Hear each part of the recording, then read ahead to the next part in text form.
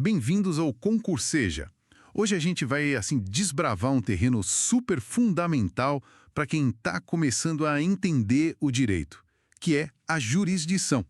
O que significa exatamente essa palavra, hein?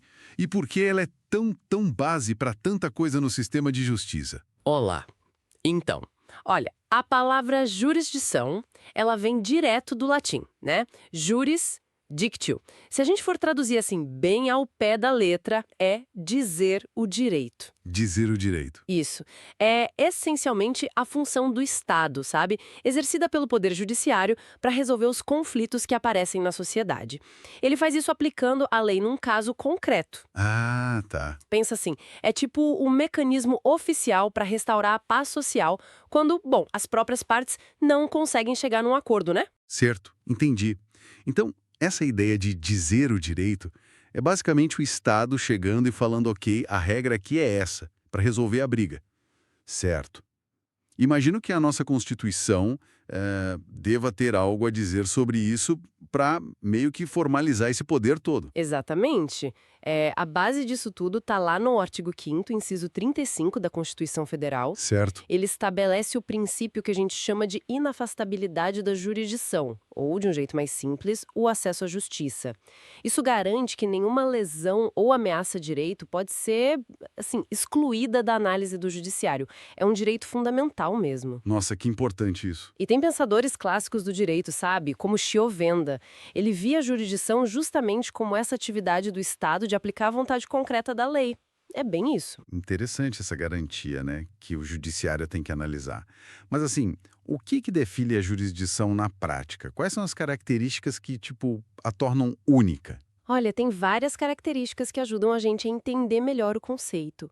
Uma que é fundamental é a substitutividade. Substitutividade. Isso. Quer dizer o quê? O Estado juiz, com a decisão dele, que é baseada na lei, ele substitui a vontade original das partes que estavam em conflito. Ah, Tipo, elas não conseguiram resolver sozinhas, então o Estado vem e impõe a solução, sabe? É isso que impede a gente de voltar para aquela ideia de justiça com as próprias mãos, né?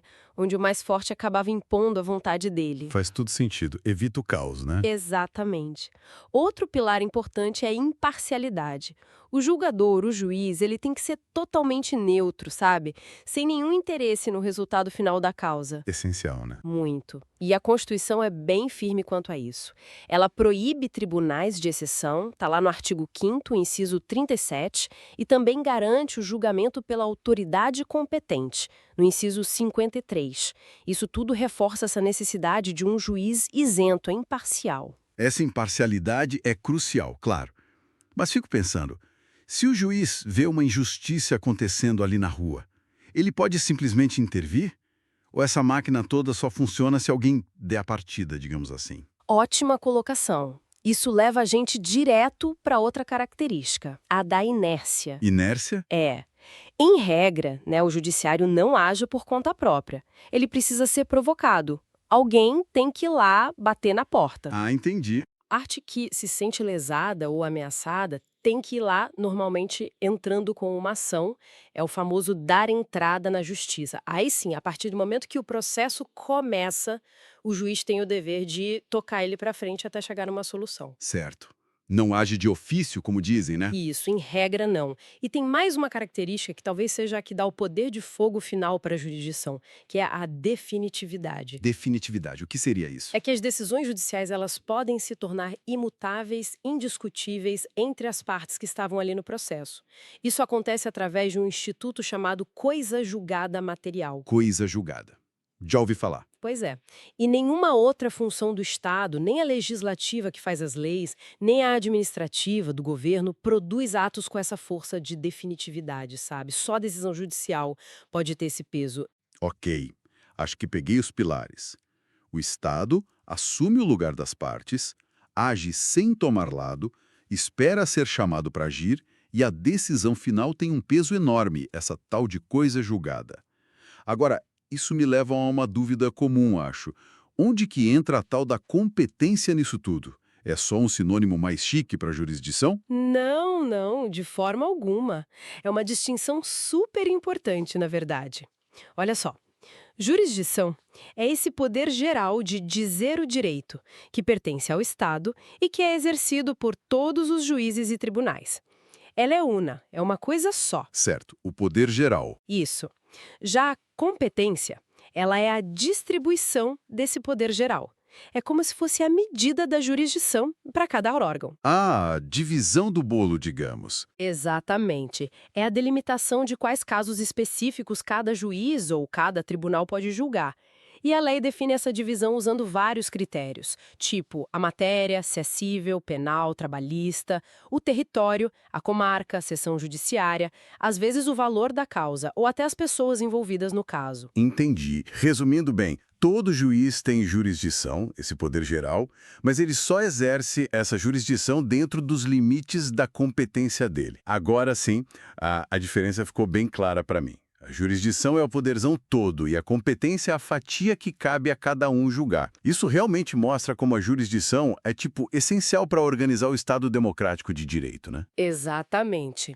Ela é o veículo, o caminho para garantir o devido processo legal, que está lá no artigo 5º, inciso 54 da Constituição. Certo. E também para assegurar o contraditório e a ampla defesa, né? No inciso 55, é por meio dessa atividade jurisdicional que o Estado protege direitos que são fundamentais para todos nós: vida, liberdade, propriedade, igualdade. E oferece um caminho oficial, institucionalizado e, principalmente, pacífico para resolver os conflitos. Isso traz segurança jurídica para todo mundo. É uma peça central mesmo na engrenagem da sociedade, sem dúvida nenhuma. Exploramos hoje, então, bem a fundo o que é jurisdição, vimos as características dela e como ela se diferencia da competência. Foi ótimo. Que bom, espero que tenha ajudado a, assim, solidificar essa base. Claro, né, existem ainda muitas nuances, como os tipos de jurisdição que existem, tipo a contenciosa e a voluntária, os limites dela. Mas olha, compreender esses fundamentos que a gente falou hoje é o primeiro passo indispensável mesmo. Com certeza. E fica até uma reflexão, né? Num mundo onde os conflitos hoje em dia ultrapassam fronteiras físicas, digitais com tanta facilidade, como que essa ideia tradicional de jurisdição, que muitas vezes está ligada a um território físico, se adapta para continuar garantindo justiça de forma eficaz para todo mundo? É algo para se pensar. Com certeza, um desafio atual. Bom, para continuar aprofundando nesses e em outros temas, acompanhe nossas próximas aulas aqui no Concurseja e não deixe de conferir os outros cursos que estão disponíveis lá no canal. Obrigado pela aula de hoje. Eu que agradeço. Até a próxima, pessoal!